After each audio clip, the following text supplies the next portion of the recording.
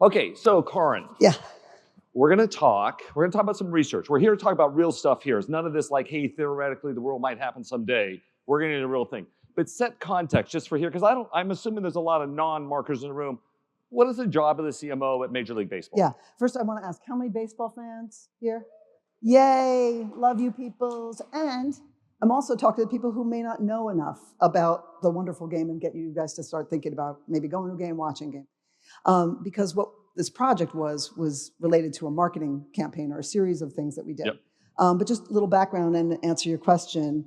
So my team looks after the marketing of baseball, which means across the whole league. Let's just keep it at the major leagues for a second, representing marketing, including digital marketing of 30 clubs that are around the US. We also have 120 minor league clubs. There's international games. It's huge. It's a vast universe. There's a lot of seats and stadiums to fill. Yeah. And there's lots of different lines of business also. So it's not just the live game and television. You could have gaming, licensing, merchandise. So it's a wide universe. My role, and together with my team, we're really focused on a very specific business goal, and that is to grow our fan base. And we do that in really two dimensions. One is to really engage an avid fan, the ones that said, woo, at the beginning, get you guys to get a little deeper and closer to the game, what's happening, because there's a lot of excitement. But also, there is a very large casual fan base that is going a little bit. We want to incentivize them more. So we do that in many ways. Some of them are very technical and digitally oriented, and I think this study that we're going to talk about is very much on the performance side. So very specific business outcome. But there are things that we also try to do earlier upstream to just position and get people to think about the brand in the first place.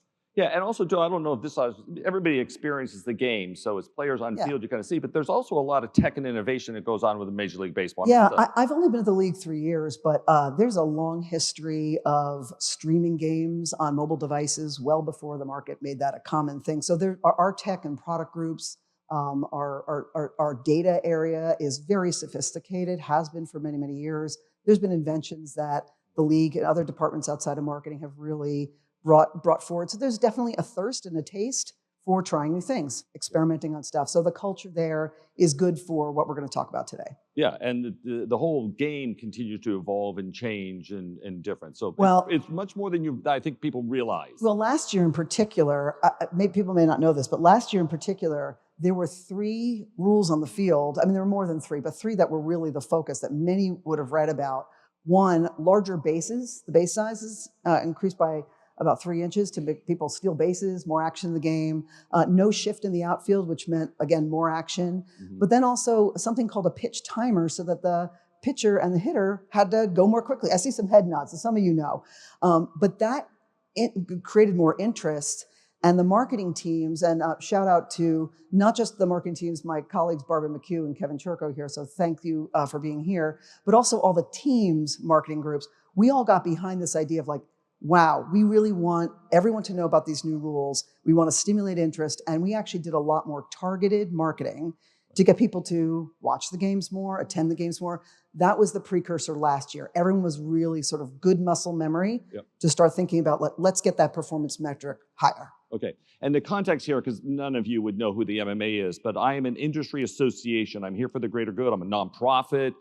We operate in 16 countries around the world. There's about 100 team members. We're 800 corporate members, Major League Baseball being one of those. And our job is to find interesting new opportunities to bring to the marketing industry. We operate in a bunch of different areas, but AI is obviously a big focus right now. Why participate in, I mean, I'm not selling you a product. I have nothing to sell any of you here. Why would you participate in this research? So, you know, what's really interesting to me when you're in an industry association or you're at a conference like this, getting input from how others have addressed a particular question or an opportunity, I find really inspiring. And MMA, we've been a member. I've been a member even prior to my role at baseball. At Marriott. I was at Marriott. So really important to learn from others. So when this study came about, and there's other studies that obviously I've been familiar with for MMA, I think that this group is sort of the pioneering group in marketing. I've been doing my line of work for a long time. The more pioneering kind of look around the edges and see where we can go sounds a lot like the theme of this conference. And, Yes. and so there's alignment there in terms of if you are a person looking to kind of push the edges. Yeah. And so that's where MMA came. And I'd also say, I think it's great that the membership from MMA crosses so many industries. Totally. So if there's like a retailer that's learned something, a mobile provider that's learned something, a bank that has learned something, that's all happening at MMA. So when I take that back and say to baseball, like, let's us represent the sports category. We'll do our thing in this study, which you're about to hear about. Yeah. And then we'll also learn from others. I think that is, especially at the precipice of where we are in AI, a really, really good moment that, don't have to convince me. Yeah, and listen, you and I have been doing this a number of years, and it's like, pattern recognition, like, this is like one of the great moments for innovation to really capture advantage like never before. Yeah, right? For sure. Crazy. Okay, so let me make sure you understand the research just quickly. All right, so let me explain that. Karin and I also do a little bit of that. Just make sure you get it, and then we're going to get right into the results. So here's basically the idea. We have developed a consortium approach of marketers that come together to try to understand AI-driven personalization in digital media. That was the concept of it. And so could you create a level of personalization of ads and then find, in essence, cohorts or audiences and match that up? And does that ultimately improve the performance of marketing, which is always should be the goal? And just so you have some context, we've now done a total of about 9 studies, I believe, Progressive, Kroger's, General Motors, including Major League Baseball, a few others. And we're now in the process of doing studies in UK, Vietnam, Middle East, India, Turkey, and maybe South Africa. So this is starting to really take heed, part of the importance of why you're all here and sort of what's going on. So what was the, what does personalization mean? Maybe explain that to them so they get it. Yeah. So even if you're not a marketer, you've all lived in a world of digital marketing where you see an ad unit and sometimes it's exactly what you're looking for. And sometimes it's sort of like, why is that being sent to me? So we do personalization in advertising well before AI. Yeah. But imagine us introducing this idea to the clubs and saying, hey, we're looking for maybe 3 to 5 clubs that would like to do a series of digital marketing campaigns. And let's do it back to what we were doing last season. Let's do it around attendance and ticket sales. Let's try to put up a certain number of campaigns to specifically see, can we get to ring the register on it? Yep. And we were looking 3 to 5. The first test we ran was 7 because everyone was so interested. And as we'll kind of tell you about what's next, more are going to come out of the 30 major clubs. Many more than 7 are going to do it. But I think what was important was the story of how we sort of set it up. Without getting too technical, basically the team at the league and the team across the clubs, together with the consortium that Greg and others at MMA put together, we outlined the main themes of what we want to try to advertise and set a very specific amount of time and budget thresholds, et cetera, and no one was supposed to do anything else in that time so that we could have a really good study of when the AI tool was on and when the AI tool was off. And without going into all the themes, what we decided to do is let's group up the creative assets into a couple different groupings. There's a lot to go in before this conclusion. So that's a talk that I think you guys did yesterday. But let's imagine there's different ways to sell a ticket. There's going to be different interests by the consumer. Different interests. I'm trying to bring my kids. Yeah. Somebody else is just loves the game. Yes. I mean, yeah. We've done a lot of studies on which cohorts are looking for what. Yeah. So let's say the player is the real reason why you would click on an ad. Then we would feature more of that in the advertising. Let's say it was really more about your fan experience because you want to bring your family. We'd feature more of that in an ad. Let's say it was some other piece of information that you want to push forward, like a price point. So there's many, many more pieces. I'm just giving you illustrations. And just for the audience, to make sure we're clear, very hard to find those cohorts. You can't probably go in a real sophisticated level to a data We have some good ideas of targets. Yeah. But the innovation here, and this is why I kind of want to make it super, super simple to sort of talk about. Let's just take those 3 themes and say, let's put out these 3 themes and have the ads, basically the headline, the color, the art, assemble based on many different inputs and rules that AI would help us do that would actually help us find the optimal audience for it. So if you're a digital marketer, you're usually being like, hey, that looks good, it clicks, let me put all of my bets on that table. When the AI was on versus off, we saw significant lift because AI was finding the right assembly of the message to the right audience. So out of the 7 that we looked at, we had a variance across the group. Of the 7 teams that we did, we had an average lift of 65%. Now that means that somebody was in the 23 zone and somebody was 133 zone. Yep. But from a business outcome, if you told me, hey, I'm going to spend $1 on something, I'm going to get 23 more dollars, that's still pretty good. Like right. No one's going to cry about 23% more lift. Still pretty good. 133%, wow. So that's really what got our attention. This is just the first round of this study and why we wanted to come here and talk about it, because I think there's some learning here around, okay, we set certain conditions and used AI. This is not Gen AI. Yeah, there's no Gen AI in the creative. Not Gen AI, because we have a deep respect and frankly brand control around how we want our players to be represented, what the brand mark of a team is. So it was pretty ordered in terms of human in the loop of like how to organize it, but then let the tool do what it really does well, which is, I'll give you an example. Atlanta Braves had what I would consider more of a fan-driven piece of creative, and at a certain time of the day in the middle of the night, the background made it look like it was nighttime at the stadium. But during the day, that same piece of creative showed up when it was daylight and sunny. And they both performed well based at the particular time that they were being served. Yeah. For our team to be sitting there at a particular time of day to like swap out dark and light. So for what it's worth, across these 7 teams, each of them came up with roughly about 300 different permutations of headline, art, color. So altogether, there were about 2,000 pieces that the AI could draw from and optimize.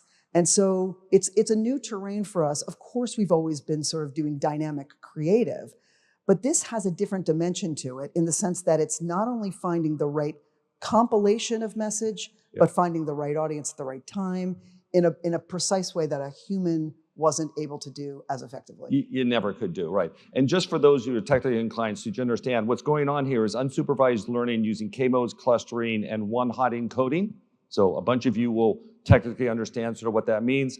And it's through a technique called autopoietic automation, which is kind of the innovation in the whole thing. Where we found this, funny enough, just as a side story, was that there's a gentleman, a guy named Rex Briggs, who just released a book, in fact, yesterday called AI Conundrum, just literally hit the newsstand yesterday from MIT Press. Rex Briggs had come to me a couple of years ago and he said, listen, I've been doing some work on getting vaccine adoption.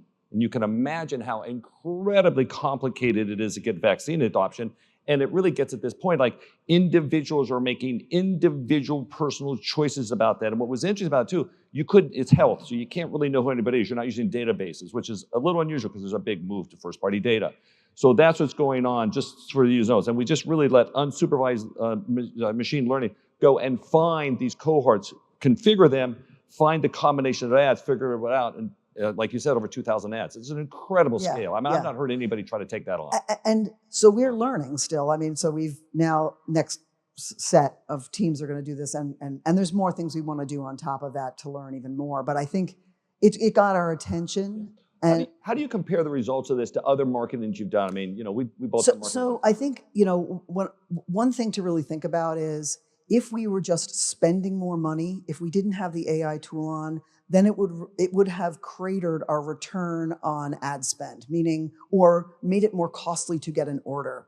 What this did was, for the money, it found more. Yeah. I think in the past, if you put more money in, it's kind of a unclear result of whether or not that was actually going to degrade your equation of return. And here's the funny thing too that I think we appreciate, but I'm not sure all consumers understand. Like, it's a better consumer ad experience. Well, so it's interesting to say that. Yeah, matters.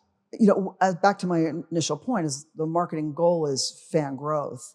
We want to, we study, the avid fan, the one who's less active, the one we want to get registration. At their different parts of the journey, I think what this is going to help us do is start to see some patterns around. What do you need to get somebody for that first action? Again, this is super early days, but we also follow the bigger story in terms of what cohorts are doing in terms of their lifetime of fandom. And I think this is another helpful tool for us to sort of figure out when is the right time for us to put something in front of them. So we're going to use our remaining time to talk Yeah. about the future, where you think the world's going. Yeah. Because, both you and I have pattern recognition now and sort of what we think. I do want to mention, just so you know, if across all the studies that we have done, which as I mentioned is about 9 now, we've seen plus 149% performance in marketing, which is, I've been doing this a lot of years. That is shocking. And my advocacy to the other board members and the other CMOs of the MMA is say, you must do this right away.